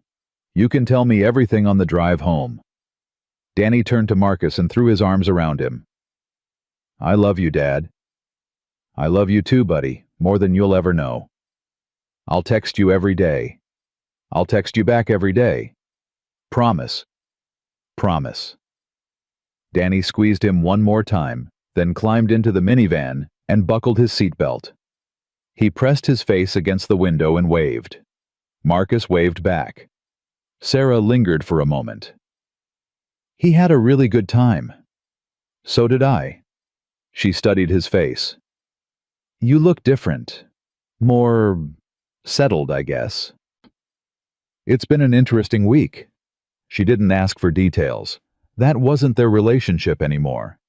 "Same time next month." "Same time next month." She nodded, got into the minivan and drove away.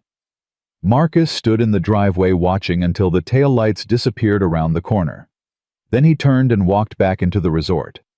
The lobby was quiet now, the evening shift settling in. A few guests milled about checking in heading to dinner, enjoying the end of another day in paradise. Marcus walked to the elevator and pressed the button for his floor. The doors opened, and he found Daniel standing inside holding a tablet and looking like he had been searching for Marcus all day. "Mr. Webb, I was hoping to catch you." "What is it?" Daniel stepped out of the elevator and fell into step beside him. "I just received the final training report from Dr. Okonkwo. She's completed her initial assessment and has a comprehensive plan ready for your review. Summary: the culture is salvageable. Most of the staff genuinely want to do better. She's identified a core group of employees who embody the values you're looking for. She wants to use them as mentors for the rest of the team." Marcus nodded. "And the ones who don't want to change. 3 employees have been identified as resistant. She recommends termination." "Do it." "Yes, sir?" They reached Marcus's door, and he paused with his hand on the keycard. "Daniel." "Yes." "You've done good work this week. I know it hasn't been easy." Daniel's expression softened. "Thank you, sir. That means a lot. I want you to know that I see it. The late nights, the difficult conversations, the effort you've put in. It matters. I just want to make this place what it was always supposed to be. Marcus looked at him. So do I. He swiped his card and opened the door. Get some rest, Daniel. Tomorrow's a new week. Yes, sir. Good night. Daniel walked away, and Marcus entered his room. It felt emptier now without Danny's energy filling the space. The towels were neatly folded, the bed freshly made, all traces of their weekend erased by the housekeeping staff. But the compass was still on the nightstand, and Danny's drawing was still propped against the lamp. Marcus picked up the drawing and looked at it for a long moment. Two stick figures on a beach holding hands under a bright yellow sun. He thought about everything that had happened over the past week. The slap, the firing, the difficult conversations, the training programs, the policy changes, the culture shift that was just beginning. He thought about Victoria, somewhere out there, trying to find her way back to who she was supposed to be. He thought about Margaret Chen, considering whether to give Golden Shores another chance. He thought about all the guests who would walk through those doors in the weeks and months and years to come. All the people who would be greeted with smiles and warmth and genuine respect. That was the legacy he wanted to build. Not a hotel empire, not a business success story. A place where people felt seen. A place where dignity wasn't conditional. A place where kindness was the currency that mattered most. He set the drawing back against the lamp and walked to the window. The ocean stretched out before him, endless and eternal. The waves rolled in one after another, steady and constant. The moon cast its silver light across the water, and somewhere out there, a ship was making its way toward a distant shore. Marcus thought about his son, probably already talking Sarah's ear off about everything they had done this weekend. He thought about the promise he had made to bring Danny back for spring break. He thought about all the sandcastles they would build, and all the memories they would create. He thought about his mother, and what she would think if she could see him now. He hoped she would be proud. He hoped she would understand that everything he had done, everything he had built, was because of her, because of the lessons she had taught him without ever saying a word, because of the dignity she had maintained even when the world tried to take it away. He picked up his phone and typed a message to Danny. "Miss you already, buddy. Sweet dreams." The response came immediately. "Miss you too, Dad. Tonight was the best weekend ever. I told Mom everything. She said you sound happy. Are you happy? Dad?" Marcus smiled. He typed back, "Yes, buddy. I'm happy." And for the first time in a long time he meant it. He set the phone down and turned off the light. The room was dark now, but not empty. It was filled with something else, something that couldn't be seen or touched, but could definitely be felt. Hope, purpose, peace. Marcus climbed into bed and closed his eyes. Tomorrow, there would be more work to do, more decisions to make, more challenges to face. But tonight he rested, because he had remembered something important this week, something he had known once long ago and had somehow forgotten along the way. That true power wasn't about money or status or control. True power was about choice. The choice to be kind when cruelty would be easier. The choice to forgive when anger would be justified. The choice to build up instead of tear down. The choice to see people as people, regardless of what they wore, or how much they spent, or where they came from. That was the choice Marcus Webb had made, and it had changed everything. Not just for him. For Victoria, who was learning to find her way back. For the staff who were remembering why they had entered hospitality in the first place. For the guests who would walk through those doors and be treated with the dignity they deserved. For Danny, who would grow up knowing what his father stood for. One choice had started a ripple, and that ripple would spread, far beyond this resort, far beyond this moment, far beyond anything Marcus could imagine. Because that was how change happened. Not in grand gestures or dramatic moments. In small choices made consistently over time. In the decision to treat every person with respect. In the commitment to do better even when no one was watching. in the understanding that how we treat others is the truest measure of who we are. Marcus Webb had built a resort. But more importantly, he had built something else. A legacy of kindness. A culture of dignity. A reminder that in a world that often forgot, one person could make a difference. One choice could change everything. And that choice once made could never be washed away. Not by time, not by circumstance, not by anything. Because kindness, unlike sandcastles, was built to last forever.